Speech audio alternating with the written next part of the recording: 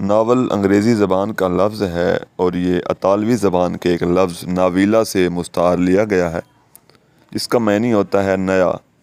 اطالوی زبان میں ناویلا کا لفظ انوکھے اور نئے قصوں کے لیے استعمال کیا جاتا تھا۔ اردو میں یہ لفظ انگریزی زبان سے آیا ہے۔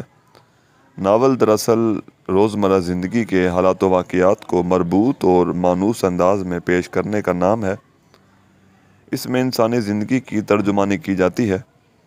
ناول کے اجزائے ترکیبی جو ہیں وہ آپ کے سامنے پیش کیے جاتے ہیں۔ ناول کے لیے قصہ اور کہانی کا ہونا ضروری ہے، پلاٹ کا ہونا ضروری ہے، کردار نگاری، ماحول اور فضا کا ہونا ضروری ہے، مکالمہ نگاری کا ہونا ضروری ہے، زمان و مکان یا پس منظر کا ہونا ضروری ہے۔ ناول میں ایک فلسفہ حیات پیش کیے جاتے ہیں، اسلوب بیان کا ہونا ضروری ہے، اور جذبات نگاری کا ہونا بھی ناول کا اہم حصہ ہے۔ شکریہ۔